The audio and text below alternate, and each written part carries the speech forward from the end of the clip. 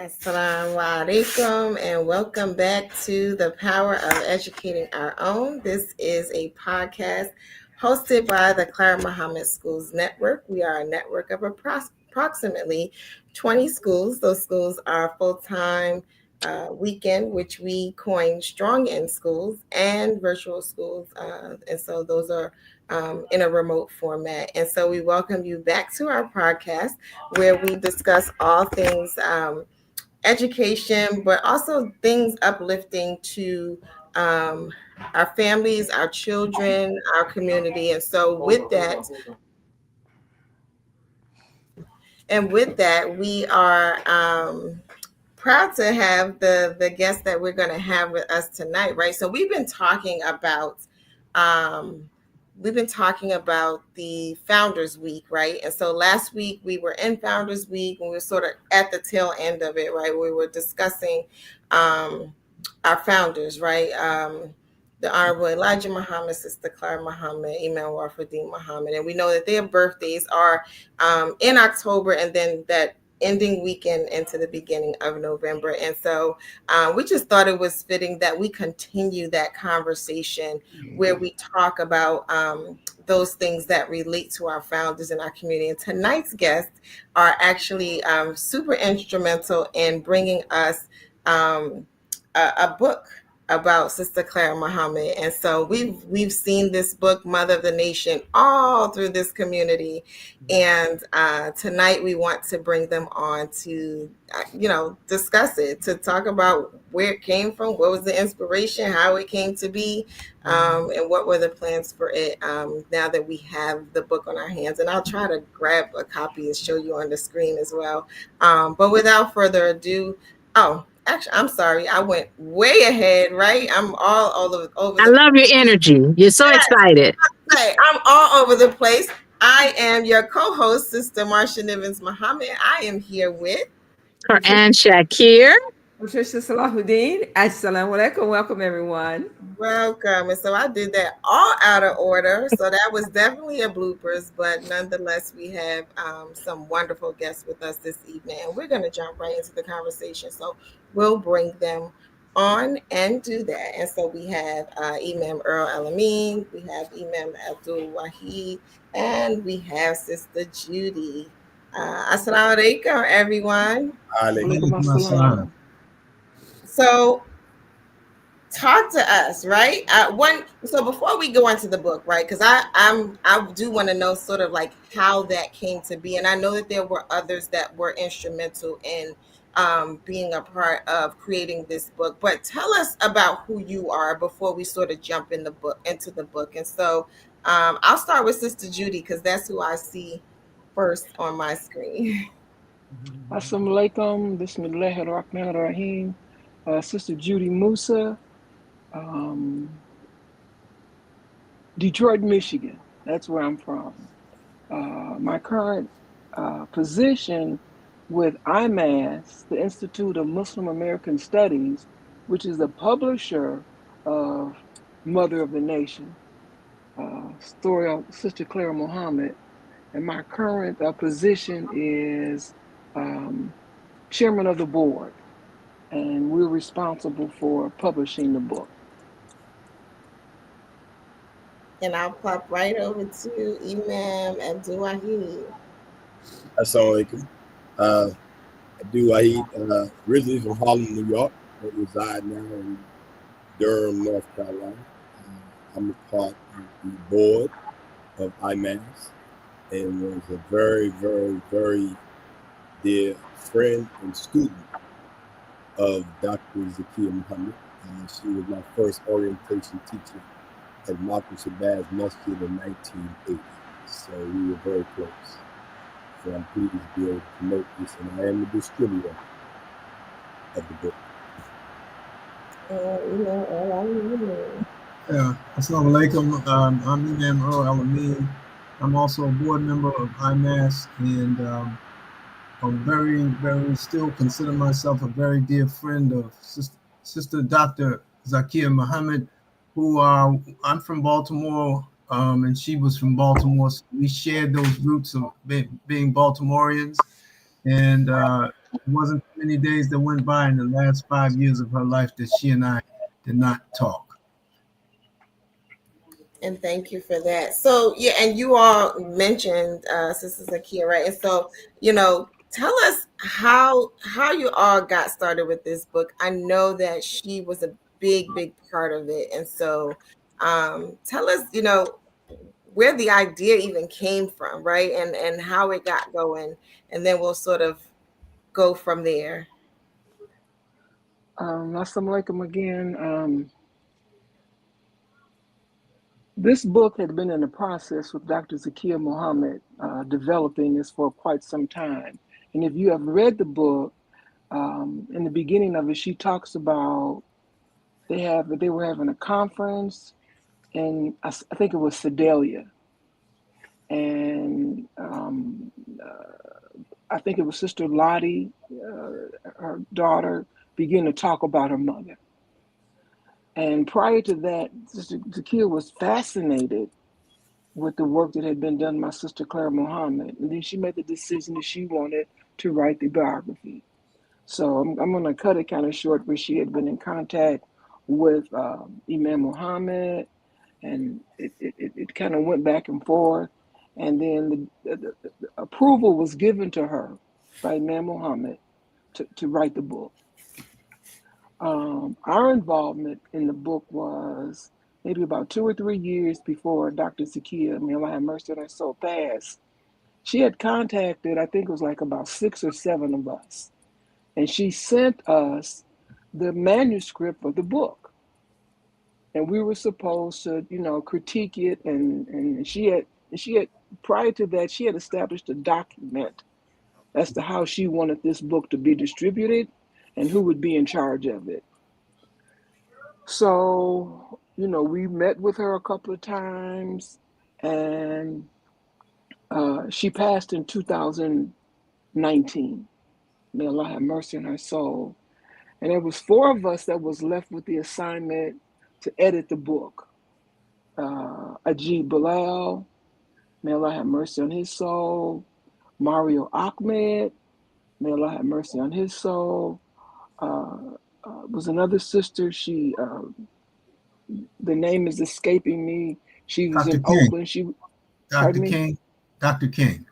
No. This was a sister that was on the board, one of the founding members of IMAS, Jamila Malik and myself. Then it was the 4 of us that really had the responsibility of editing the book. Ajib Bilal, Mario Ahmed, Jamila Malik, and myself. So what you see here is about like 2 or 3 years of work to put this book together. And ironic part about it, we didn't know each other. We had Ajib and brother Mario knew each other, but Jamila and we didn't know each other. And all of this work was done online. We were communicating daily, weekly about editing this book. So what you have completed here is what all of us contributed to the editing of this book. And the decision was made at the time to have 2 volumes. So our main goal and objective was not to change the voice. Anything that Zakia had written, we wanted to keep intact. We did not want to change the voice. There was a few editing because dates and times were different, and we had to do a lot of editing and research and everything. But what you have is the final draft of about 3 or 4 years of us working together to edit this book. We couldn't, and after Ajib and Mario passed, we were kind of stuck.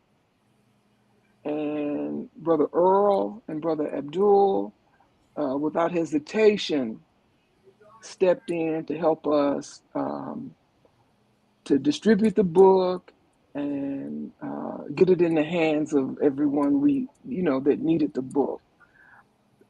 Personally, there are other books that have been written about Sister Claire Muhammad, but for us, and we could probably be a little biased, this was one of the first academic books that have been written by Sister Claire Muhammad. And Imam Muhammad, peace be upon him, he gave a directive to Dr. Zakiya to interview all of his sisters and brothers that was living at the time. So that's one thing important about it.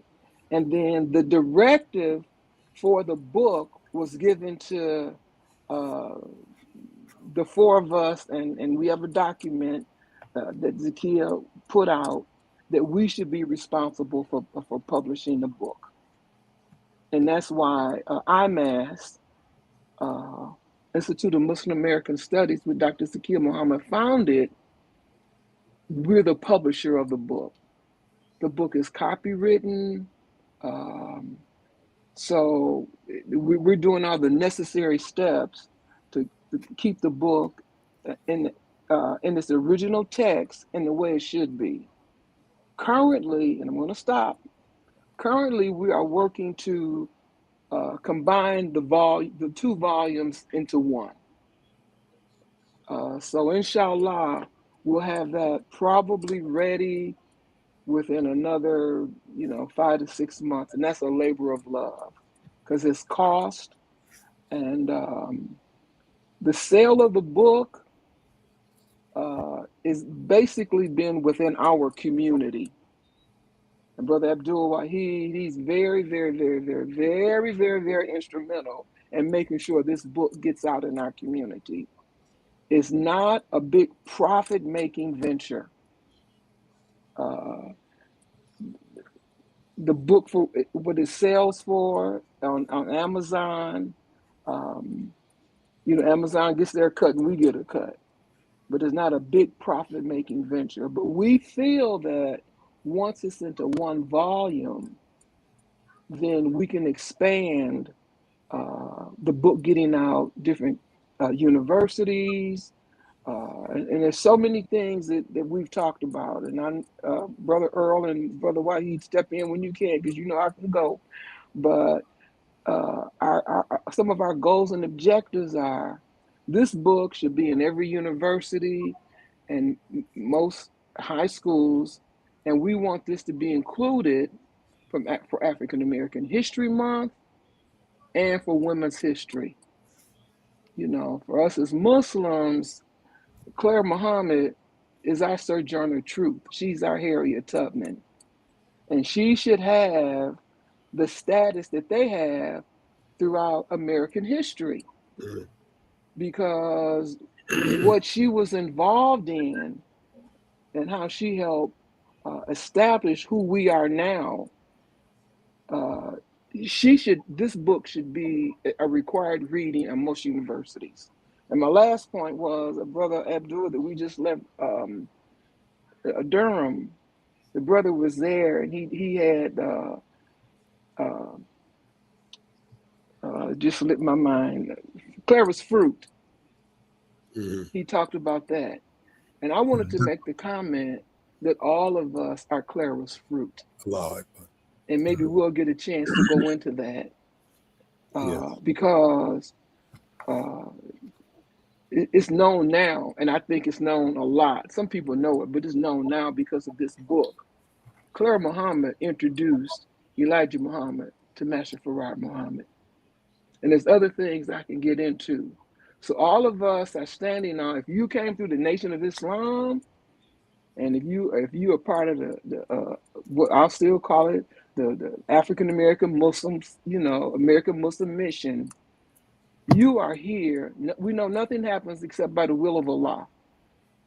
And I believe Allah works through people. So for us, where we are now is because of Claire Muhammad.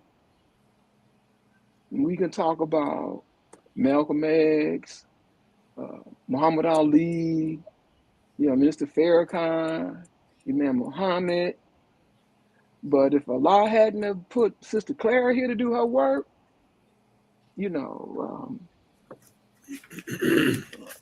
Where would we be? Okay, I'm gonna stop. Sister Marsha, you know y'all, Sister Quran, you know you gotta tell me to stop now. You But I sound have more good. to say. Don't worry. You I, sound good. I have more to say, but I'm gonna I'm gonna kind of slow up a little bit. I'm loving So hearing it. So no, we're not going to stop you because we want to hear it. Thank you Yeah. for sharing that. well, there's more that I have to say, but I'm gonna back up a little bit for and it's four of us now that's working on this book. The three of us that you have here, and Sister Jamila. And Sister Jamila is not here because she's on Umrah. So this is a collective effort. I like to think that I'm in control and all of this, but I know better. These brothers keep me in check. So that's I'm gonna back up a little bit. Alhamdulillah. She is leading the project, though. She is our Yeah. leader, Alhamdulillah. no doubt. Alhamdulillah. That's right. Alhamdulillah. And I know that a part of what Dr. Zakia did, I hear you as you share her journey, how while she was at that teacher's college in Sadaya, that inspiration came to her. And then she did her due diligence with talking with the imam, his family. It's her research. When you read this book, and I agree with you, it should be in every university, every school. It should be a part of our studies. And even in the Clara Muhammad School Network, one of the things we tell people is when you orient your teachers, this is the book they need to understand our school and the work that went into producing this institution. But I would love to hear from all of you when you talk about the editing work that you did, but really talk about that research that's in the book, because this is a book of academics, as you say. It's a academic work for sure. But she also writes it. When you talk about her voice, she writes it in a way that makes it easy to read. It's a story, like as you're reading it. So it's not just a lot of plain academic reading, but the content itself is rich academically. But the way it's written is so beautifully written. So I would love to hear about the research that went into the book. Brother Earl. I think, Assalamu alaikum. In all of the conversations that we would have, and she would intimate to me the research, we would talk, and she said, I had to interview Elijah Jr., and I had to interview, and she, and all her research, and the questions that she would ask were very pristine, and she was driven because she was so inspired. Let me go back and say that Dr. Zakia really understood, more so than most Muslim women that I've encountered, the role and the responsibility of the women in our way of life. And not only that, she had understood that Sister Clara Muhammad played such an integral role in the establishment of the community, but not just the establishment of the community of the Nation of Islam, but the forward projection of Islam in America, and i.e. predicated on education. And so she understood that. And as you know, Dr. Zakia was a graduate of Columbia University. And I used to always tease, I say, you think you're so smart because you're an Ivy Leaguer, but she was driven, and the research was very meticulous. She had to interview so many people, and then she had to codify all of that information to bring that back so that it could be so we could review it. It was a labor of love for her, but it took a lot out of her too.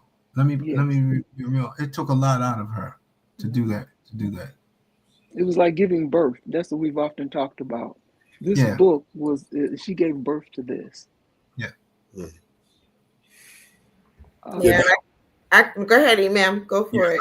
I was just gonna say I'm not as astute as my two colleagues.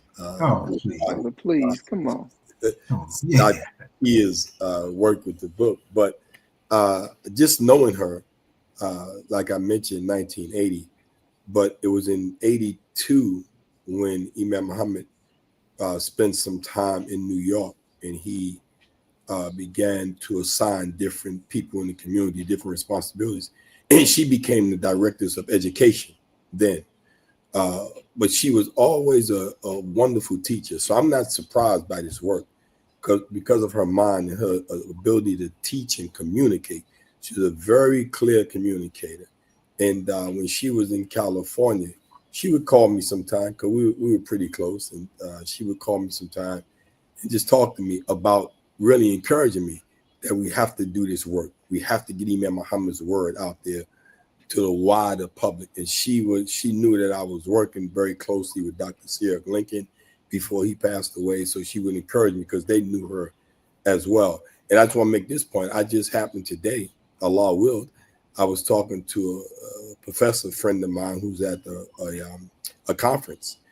And we were talking about, she had been asking me for several times, for a couple of years now, we've been talking about getting Imam Muhammad's work on the university. So she now is doing no more research, so she has a free time. So just today, she and I committed to do this work. So I'm going to introduce this piece to her as well for us to get in the university just today. Mm-hmm.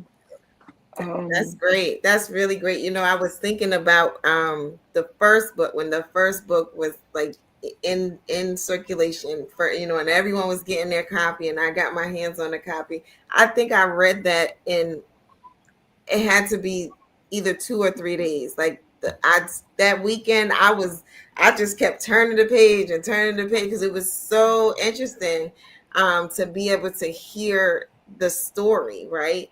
Because we often hear the piece about, her and the truancy officer, and that piece is so prominent, but to have the whole story sort of be told, I was definitely in the book. And I was like, ooh, I read this book in the whole weekend, but mashallah, it's a really, really good book. And so I'm curious to know, I know that, like I said, a large part of this, it was her work, right? And so you all were in some way supporting it and currently supporting it. And so I'm curious to know, what parts of the book or what parts of the story kind of, stand out for you or resonate with you.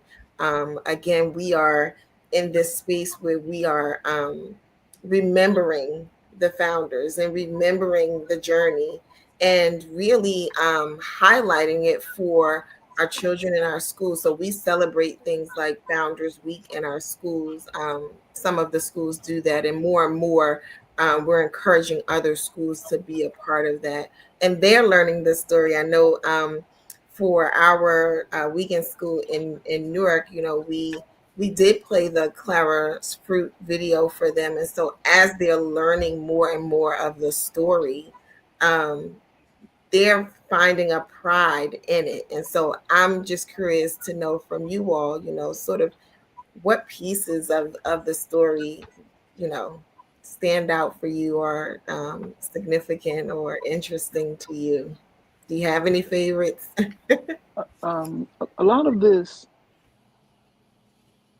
is important. The name of Sister Clara Muhammad on this school, but who she was stood out more with me than anyone. I mean, more than me, more to me because of the role that she played in the development of why the school should be named Sister Clara Muhammad. It's more than just a stand. Her role in Allah tells us to reverence the womb that bore you. Now, a lot of times when we hear about Imam Muhammad, they'll say son of Elijah Muhammad. Right. And I had to beg the difference with them at a conference we had in Detroit. And I was kind of like, ooh. I said, Imam Muhammad is the son of Sister Clara Muhammad, Yes. and Elijah Muhammad. So that was a shift that we had. Another part of this that's so important is the role the sister. She's Imam Muhammad's mother, but as you as educators, the formative years of children's lives are up until the time they're about 10 or 11. And it's a brother that was with us, and he said, I think when you're up until 8 or 9, 7, 8 or 9, your personality is set. And then when you get 10, that's who you are. So up until the time of Imam Muhammad was maybe about 12 or 13, his mother nurtured and raised him. Elijah Muhammad was moving about the country. He was in one city and he was here, he was there. So who we had is Honorable Wallace D. Muhammad. He was nurtured by Sister Clara. His growth and development, who he was, who his personality, it was all with Sister Clara. He really didn't begin to have a relationship, and you can correct me if I'm wrong with some of these dates, until he was about 13 or 14. That's true. He was born in 1933 and I'm looking at a chronologic outline of her life. In 1934, Elijah Muhammad had to go to Chicago to get away from what was going on here in Detroit. And from that point on, he was incarcerated. He had to leave from one city to the other. So Clara Muhammad was very, very, very instrumental, as mothers are, in the growth and development of who Wallace D. Muhammad was. That's significant. And Imam Muhammad, in his own words, in this book, The Treasure Under the Wall, he spoke about his mother. And it's not a lot, but there's a few snippets here and there. She came from a very, very, very dark period. She was born during a very dark period of our time. Racism, Jim Crow, she experienced this firsthand. She knew uh, she knew what society she was raising her children in. This is the beginning of the stand. She did not want these people educating her children. So that's the beginning of it. But how she began to develop and carry the Nation of Islam on her shoulders while her husband was being chased and incarcerated, that's very, very, very significant. And that's a part of the book that I was impressed with. Yeah. Because this is the part of I didn't know about this. You know, the Quran being introduced in the penal system. Right. They wrote this by outhand. And I used to, I was a chaplain when I was in Detroit. I mean, in LA. We ain't know nothing about Sister Clara Muhammad's instrument. We couldn't get the Qurans in the prison at the time. But she was instrumental in this, And then this is something that we don't talk about a lot, but how she had to deal with the problems that you have in a marriage. All of this was brought to the forefront. And we're like, ooh, but it's nothing unusual. Right. If you've been married, you're going to have some problems. That's right. So these things were brought to the forefront, but never did she miss a step. Never did Sister Clara Muhammad miss a step about the importance of what Allah had sent her here, what her purpose was. And that was, it was bigger than her. And she held to it without, there's so many conversations that we have about the way she carried herself, the way she dressed, the way she spoke with people. She would go to the big conferences that they would have. Her name wasn't even mentioned. But she sat there very stoic, You know, she was an example of how women could carry themselves, how we should dress. There was no other women doing that during the time Sister Claire Muhammad came up. We were, we was following, back during that time, before our time. We wanted to be like the white folks. We wanted to straighten our hair. We wanted to dress, but she knew it was more for us than that. So, to answer your question, Sister Marcia, it was not one particular thing, but what she did for us as for the Muslim African American Muslim women throughout the country, and women throughout the country, because the Nation of Islam had a direct impact on the Black Power movement that was going on here in the United States during the 60s. And a lot of people that came through that, they came through the Nation of Islam. Yeah. And any of you have heard me say, there were Noble Drew Ali, Marcus Garvey, and there were Muslims here before us. But the Nation of Islam here in Detroit, I got to throw that in. The Nation of Islam made it cool to say Assalamu alaikum. There was no other group, no other people that were doing that. There was Muslims here. I'm in Detroit, Ford Motor Company. We have one of the largest community Muslim Middle Eastern population anywhere in the United States.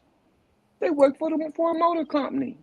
Even now, you walk up to an immigrant, you say, "What's your name?" They're going to say Mo. They don't say Mohammed. But we, African American Muslims, made that possible. We are the ones, by the work that Allah subhanahu wa ta'ala and gave Sister Clara Muhammad, we all have a responsibility. So she stepped into her role. She did what she was supposed to do. The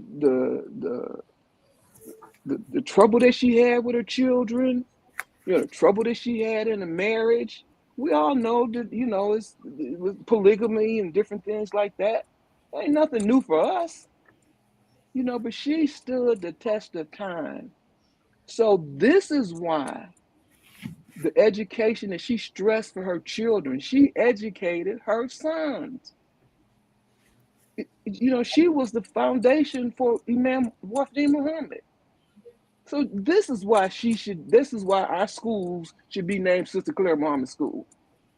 They were the University of Islam. We have all that documentation. But when her son came in and said change the name to Claire Muhammad School, it wasn't because of the stand. It wasn't because of that. It was because of the essence of who his mother was.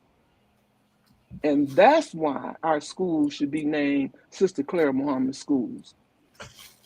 And if you don't have a Sister Claire Muhammad School, and I know I'm talking about myself, I'm gonna shoot myself in the foot here in Detroit, and I'm gonna say it it's a shame, that we don't have a Sister Claire Muhammad School here in Detroit. We all started it, but that's something we're working on, Sister Patricia. So, but that's this sister is whoever we put up there at the top, they better move over and make room for Sister Clara Muhammad.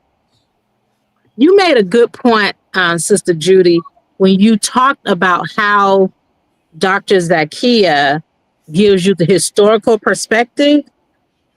So I think what I found really, really interesting was how she infused in the story of Sister Clara Muhammad history lessons. Yes. So we were able to understand the Jim Crow period. Yes. And she brought in real life experiences and even pictures from that time, or to bring us through the civil rights movement and the people and the times. And even when you talked about what she did for women, when Dr. Zakia presents this story, she tells the story of how Sister Clara Muhammad got her foundation in the church.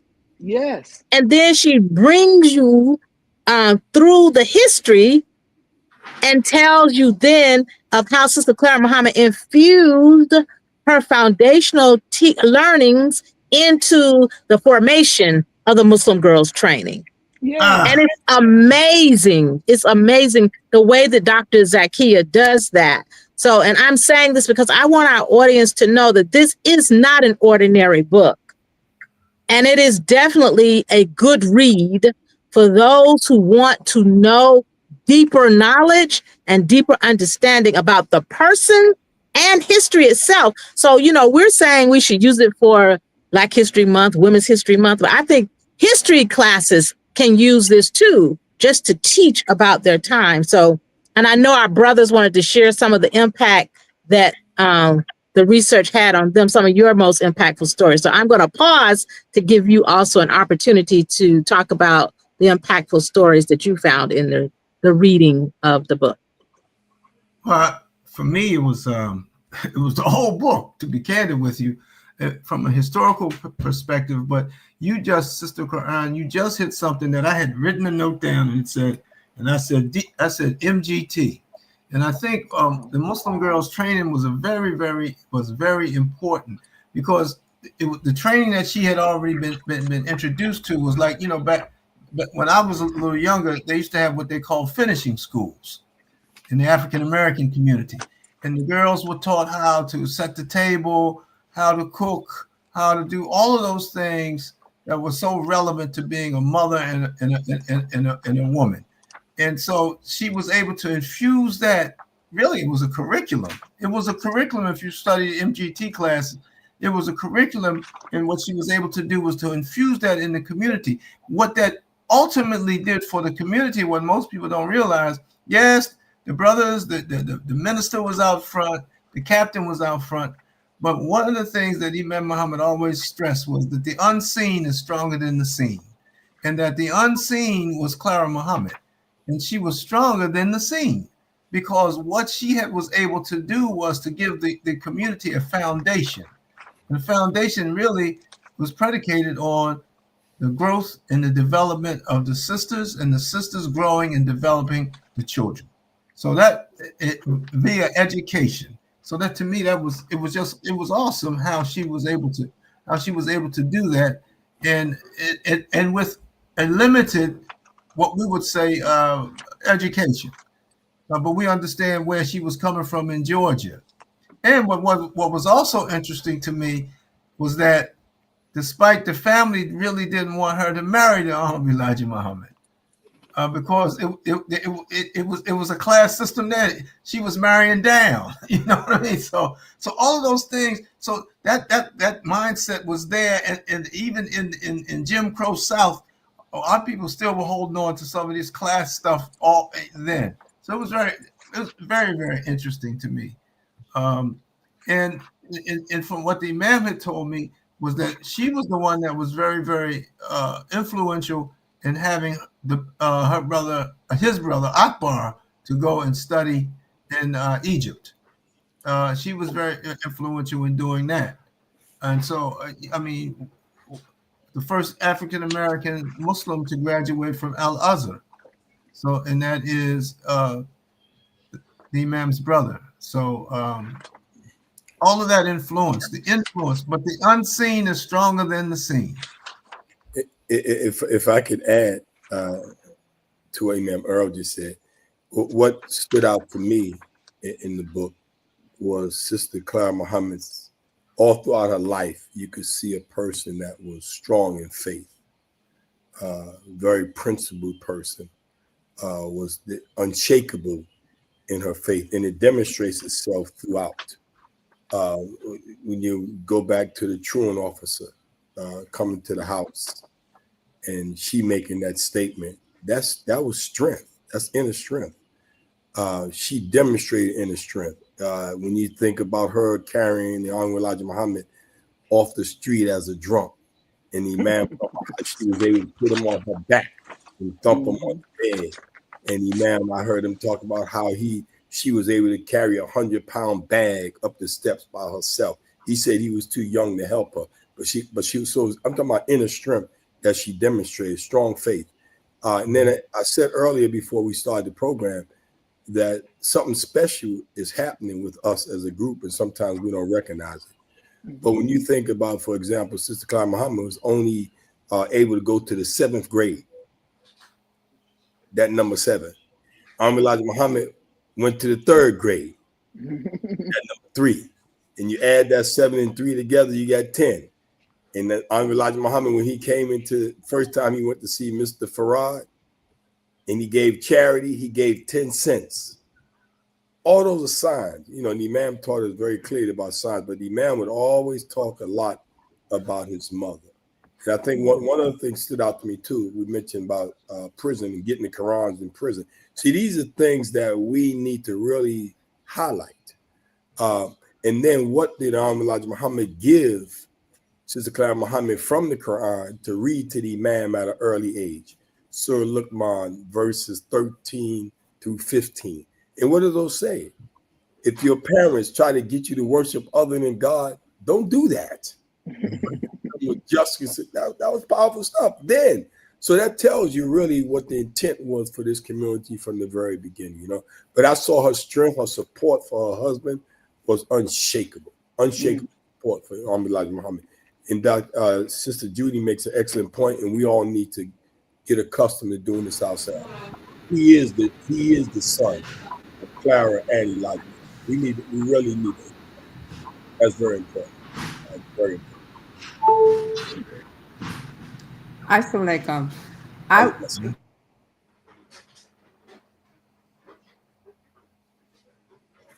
You're muted. You're on mute, Dr. Patricia. Yes. Go ahead. You're not on mute now. Go ahead. Oh, okay. I won't touch it. All right. Assalamualaikum, everyone. Thank you so much for coming and sharing this with us.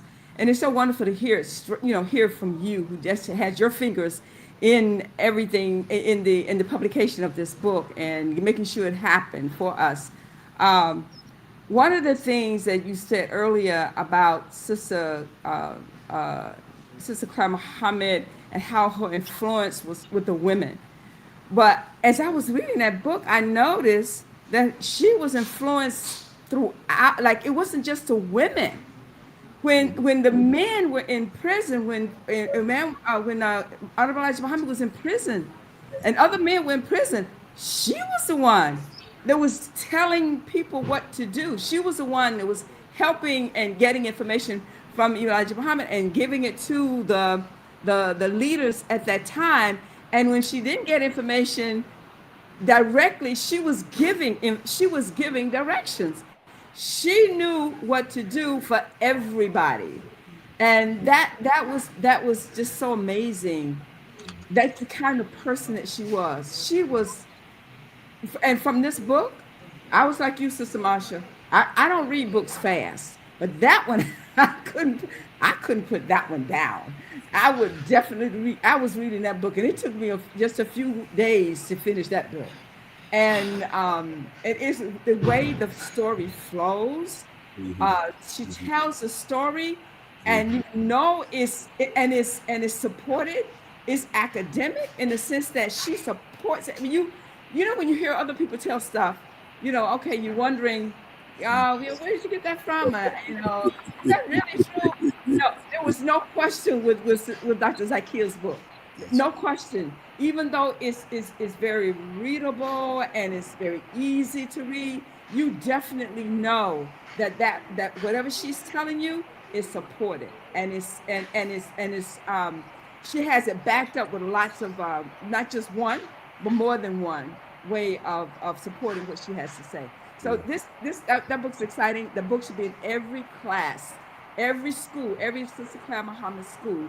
That book should be a actual history book, a supplement to our history classes. Right, Dr. Sister Klein, you're right. It should be in every history class. That's what it should be. And then we should promote our own material in our own schools and do it first. And then it should be in every library. And of course, whenever we go to our conference and conventions, that book should be on somebody's table, inshallah. Thank you so much. Can the salesman out of me come out right quick? And that is, can you all help us connect with those schools that are in existing, and Oh, we will send them absolutely. application to get that so they can get this book. Absolutely. Thank Yeah. you. Well, And I know some time ago we had a book club going for the Cloud Muhammad Schools Network, and we're reading I think it was just the first book. I'm not sure if we got to the second one. And so some of them have it, but for those who don't have it, absolutely we can put you in touch with them so that we can make sure that the schools get them. For those of you who are just joining us, you are watching The Power of Educating Our Own podcast hosted by the Cloud Muhammad Schools Network. And we are talking about the book Mother of the Nation. And this book is about Sister Clara Muhammad, and we are speaking with Sister Judy Musa, Imam Abdul Wahid, and Imam Amin. And they were instrumental in making sure that this book got published um, for all the work that Sister Zakiya Muhammad had put together in order for the book to be. And so, for those of you who are joining us, tell us where you're joining us from. Put it in the comment section and let us know if you have a question or a comment. Share it in the comment section. I see um, Sister Bina is joining us. She gives us the salams. And so as others pop in, I'll also share their information on the screen. I was just thinking as you all were talking, thinking back to something that Sister Quran said, that piece stood out to me as well. The history piece of it, right? Because oftentimes I feel like when we're telling the story of Sister Claire Muhammad, we're telling it in our bubble, right? In the experience in this community, right? And so for me, I'm thinking of it as being in this bubble. But I love how the book showed us the bubble within the larger community, right? And not it's not very often that we're telling the story that way. A lot of times we really just focus on our nucleus of an experience, but there's things happening in the world at the same time. And I felt like the book did a really good job of doing that. We have a couple of other people who are giving us the greetings. We have Haja Amina Sabri from Atlanta who's watching. And so if anybody else pops on, I'm gonna bring it on there as well. So yeah, uh, I'm encouraging everyone to go out and get a copy of the books.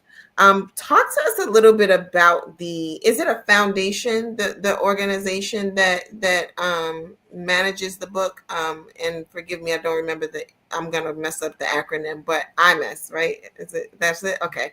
Mr. Um, G, if you can just kind of tell us a little bit about that, right? Because that's the effort that's keeping this book in circulation. And so let us know a little bit more about that so that our viewers know that it is alive and well and how to support the effort. IMAS, the Institute of Muslim American Studies, was a foundation started by Dr. Zakiya Muhammad. And the purpose of it is to promote the academic and scholarship of Muslim African Americans in this country. There were a lot of ideas and goals and objectives that they had. That was I wasn't a founding member of the organization, but a lot of the ideas and objectives and goals Dr. Zakiya Muhammad wasn't able to see actualize because of her health condition. And because of that, uh, near the end of her life, all of her efforts, and I'd probably say maybe about 4 or 5 years before she passed, all of her efforts were put into this book. We're functioning now, and the our main goal is this book. That's basically all we're working on now. We have a lot of ideas. It's a nonprofit organization, and there are a lot of things that we would like to see done carrying out some of the ideas that Dr. Zakia had. I don't have all of them on the top of my head because basically we've been working on the publishing of this book. And it's important to know, the community to know that I am in the position I'm in because of Dr. Zakia. This isn't something that, oops, it just popped up. We have documentation that Dr. Zakia Muhammad wanted us to go this route. And like I said, when Mario Ahmed, may Allah have mercy on his soul, and G. Bilal, when they passed, over 90% of the book editing had been done. And that was volume 1. We published that. Volume 2 was completed by Mario Ahmed's daughter, Minna Ahmed. And it was another labor of love. It's effort. If any of you have published books, and Brother Abdul, you know this, to get something on Amazon, it takes a lot of work, and there's other publishers and different things that we can go to, but this was the quickest way for us to get it out. So the second volume was published, and a lot of people thought that when the first volume came out, that was the end of it. But we did the second volume, and it was a period of time because there was so much work that had to be done. So right now, I'm asked, and if you go to our website, most of the information that's on their website was developed by Dr. Zakia Muhammad. And we haven't updated it or changed any of it because, again, all of our attention has been on the book. But we are a nonprofit organization. We're still in existence. And the directive to finish this book was given by Dr. Zakia Muhammad. Was given to us by Dr. Zakia Muhammad. And then again, when we needed help, Imam Earl and Imam Abdul, they stepped up and helped us, to carry the work out. And what I was about to say, we want to continue to push the book, but Brother Abdul has given me a charge that we need one volume. So please buy the book, but know that we're coming out with one volume. And any Claire Muhammad school that purchases a book, and Sister Quran, we give you a discount, when you purchase a book for the students. And it almost at cost. So it's not a profit-making venture. We're not a profit-making organization. It's not, I'm looking for funds now to help us do this into one volume. The cost is about between $5,000 to $7,000 because it has to be edited, it has to be combined, it has to be reformatted, and all of this cost.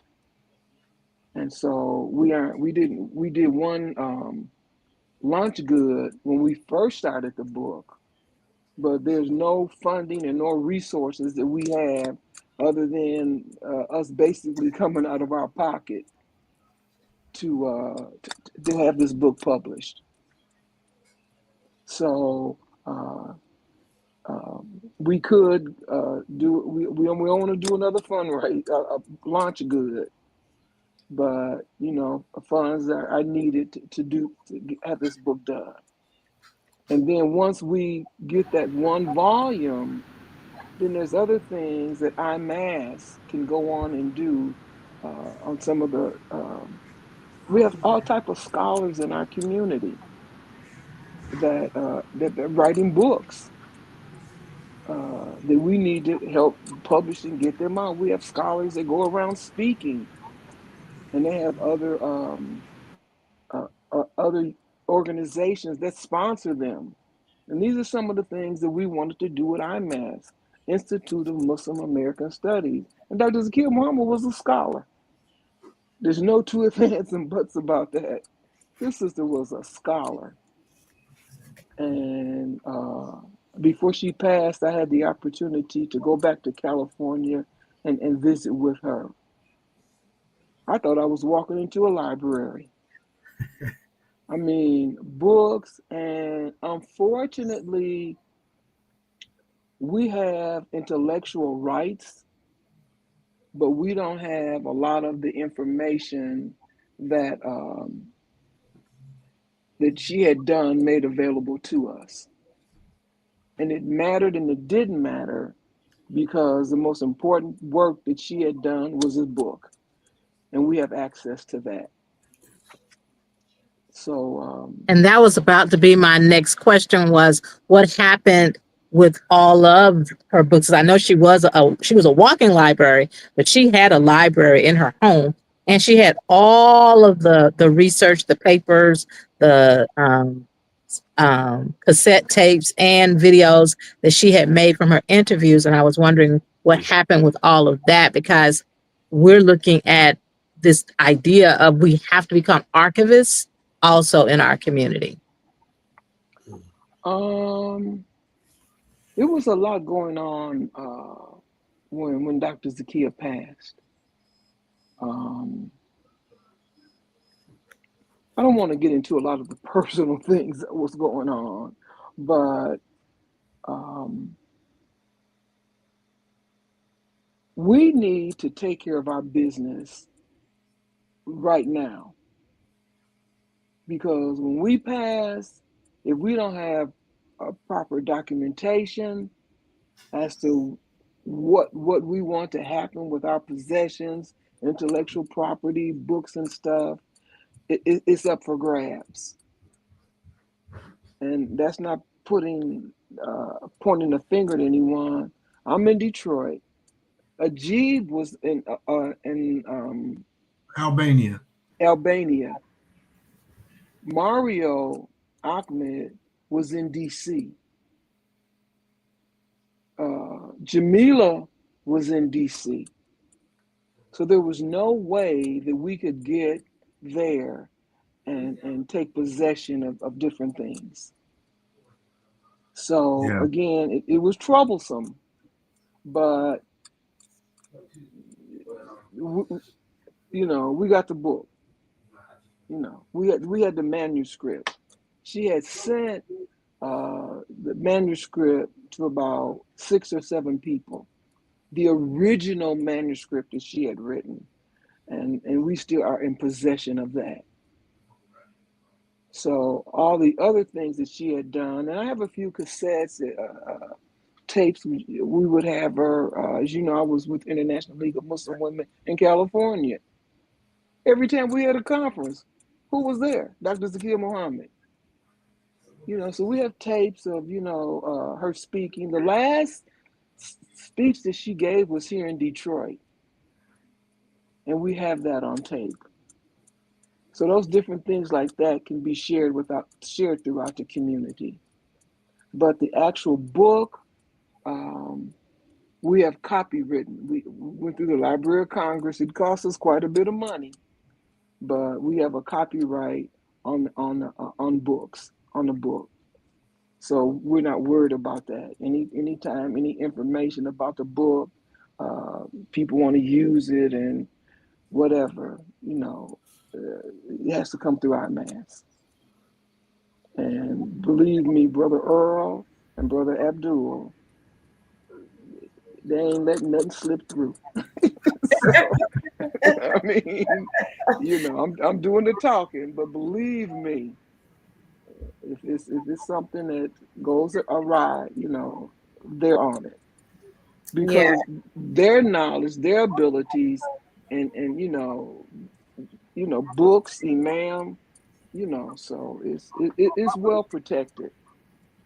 So I And hope that that's such a answered good your question. no, yeah, and that's such a good thing to for us to even lift up in this conversation. We've had shows that where we've sort of highlighted that historical preservation, and Sister Khan just talked about being archivists, right?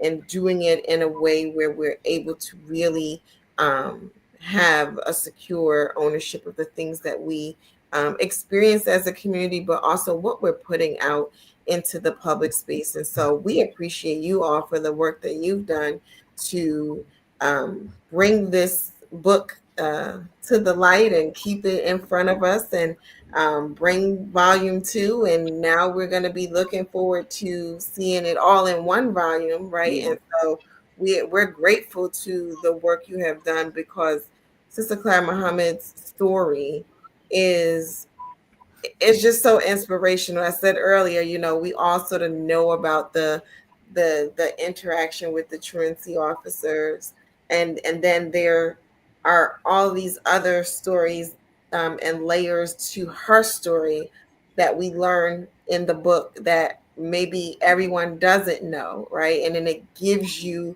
an idea of who she was as a person. And I love that Sister Judy said that, Imam Muhammad, this is the Claire Muhammad's son, right? Yeah. So like he's her son too, and that his development is really a direct result of her mothering, and her willingness to do what it is that she needed to do, even if it was to put herself in harm's way to make sure that her children were protected. And that story within itself is one to highlight and to be an inspiration to us as a community. And then we go on to the other stories that we talked about today about her, really leading the community when her husband wasn't present to be able to do so. And so all of that, or the culmination of all of that,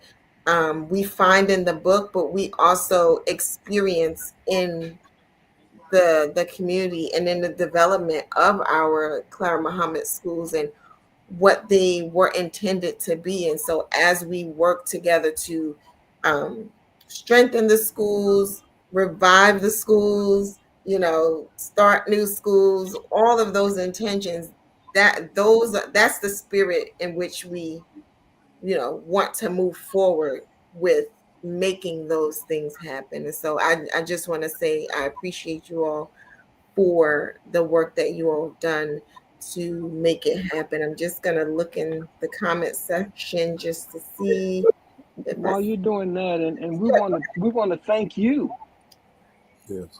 for allowing us to have this format. And we'll tell it again because we need to hear this again and again and again and again throughout the Quran. A lot it's repetitive. The stories are told over and over again, but it was a different time. And this is not to take away anything from what we were told or what we learned up until that time. It's all relative. Now we're changing the narrative, and it's not taking away any of our history. It's only adding to it, because what the Nation of Islam did, and all the people that were involved in it, I mean, it's unprecedented. This is our history as African American Muslims in this country. And so this, thank you so very much for allowing us to tell our story again. We're grateful. I'm absolutely.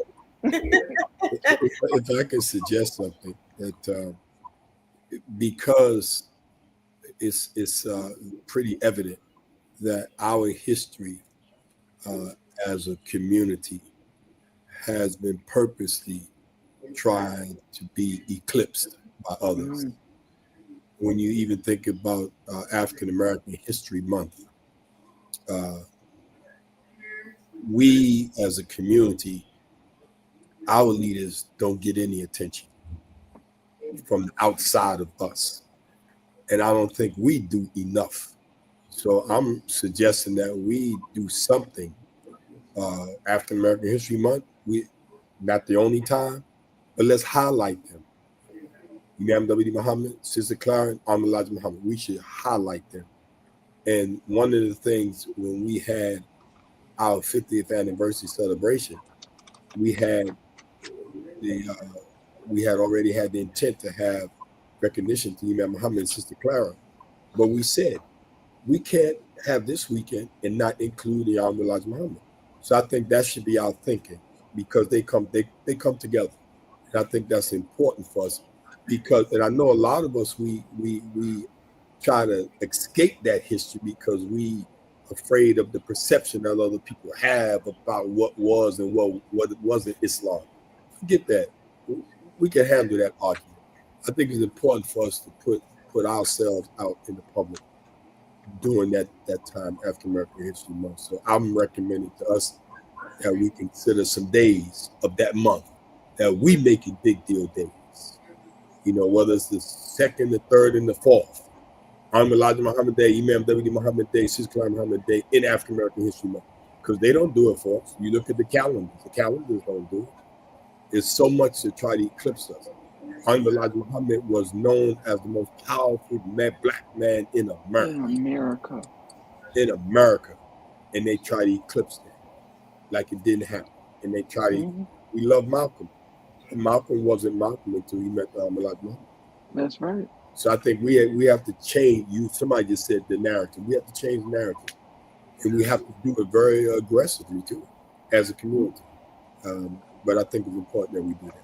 That's the first time I thought about saying that, but I said it, and I'm gonna start promoting. I'm glad you said it.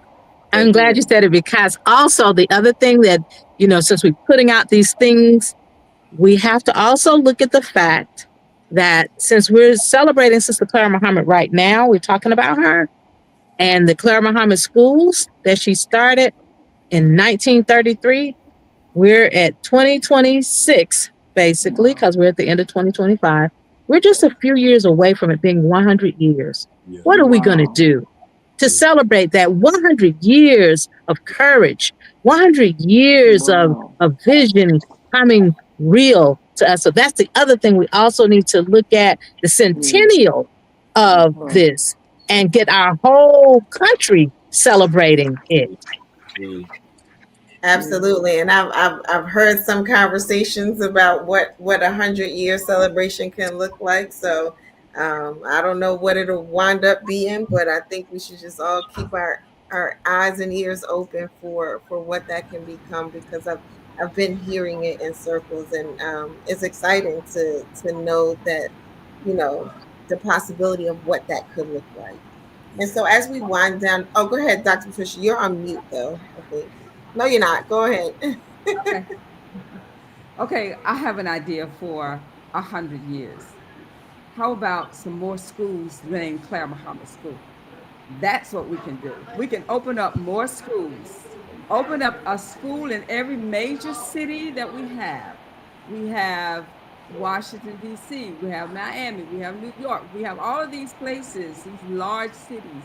Let's open up schools and let's have those schools open by the time that 100th year rolls around. How about that? And also, it's a great idea. Yeah, and that's what we can do because now we got something concrete to say. Yes, Sister Clara Muhammad, we're listening to you. We heard you. We believe in you. We know that Allah has blessed you, and we're going to reap those benefit from those blessings that you receive. And then another thing, this book that we have that we have now, it needs to become one volume. We can get sponsors, fundraising. No, what about sponsors? What about these people with pockets, with money in them to support this effort?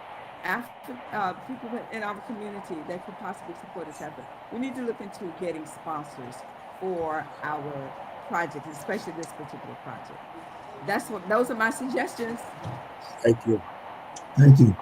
And we have Sister Amina Sabri saying, let's do it. So yeah, for those of you who are listening, Dr. Patricia gave us two charges. One is to open up more schools across the country, and the second is to seek out those sponsorship dollars to help in the effort to make this 2-volume into 1 volume, so that it could aid into the circulation of this book at a wider scale. We want to be able to see it in universities and in libraries across this country for the significance of Sister Claire Muhammad's story, but also, yes, and in that story, I wanted to say that, many people talk, when they mention her, they talk about her being the one of the founders of homeschool education, right? And so that's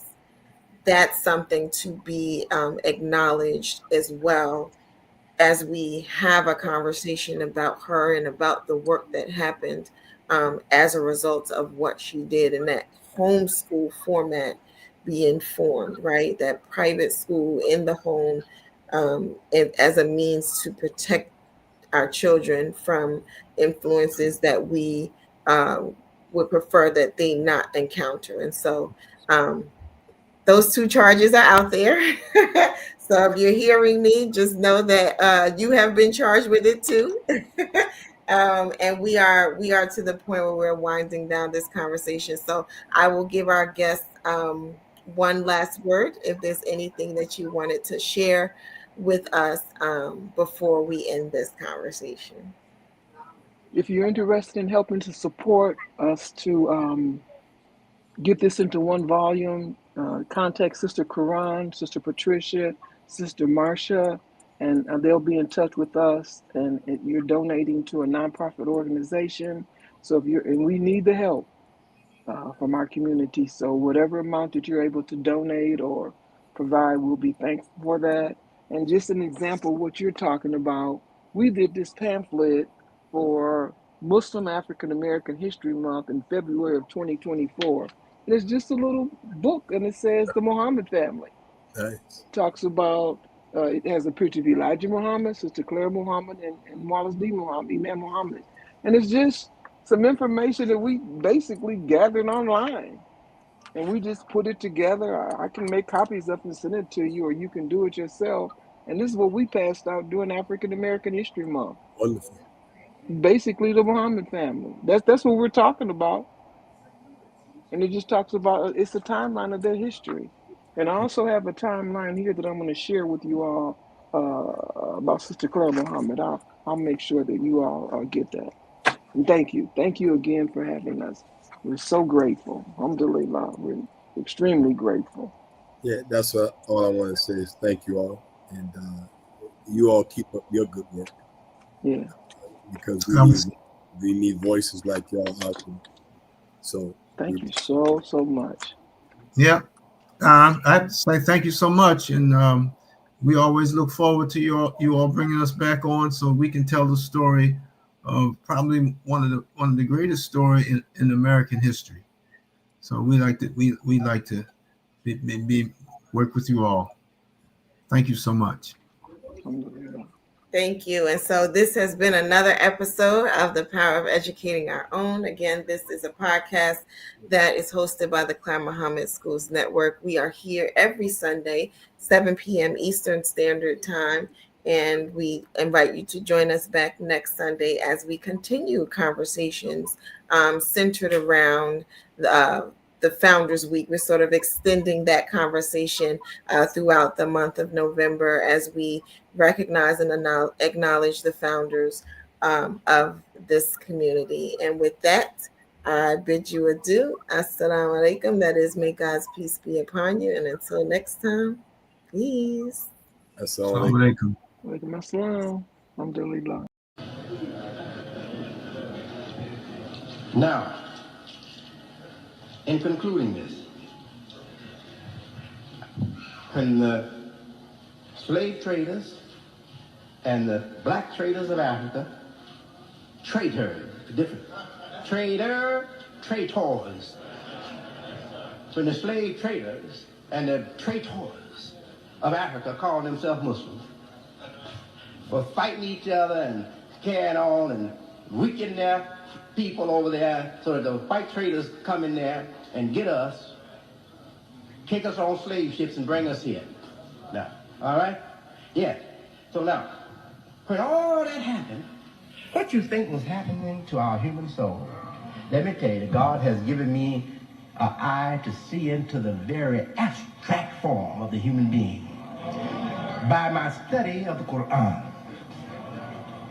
Yes. Now, I'm going to tell you what was happening. I know, as if I was there. The soul of those victims had given up on this world. They knew they were going to their death. They knew they were going to circumstances that were going to finish them off. They would never have their lives again. They knew that. But in their soul, they were saying, our children will one day be free again, and they will serve God. We have failed, but our children will one day serve God.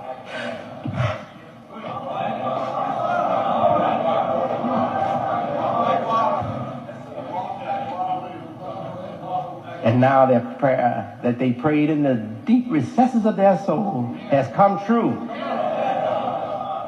And not only of the descendants of the black people of Africa, from Islam coming to Islam, taking up the divine cause, but those who never were Muslims, their children from Christianity, their children from Judaism, their children from paganism are embracing Islam in America. And we are going to build new Africa. New Africa, right here in the United States. Allahu Akbar. And the soul of those suffering victims, they're rejoicing because of us here today.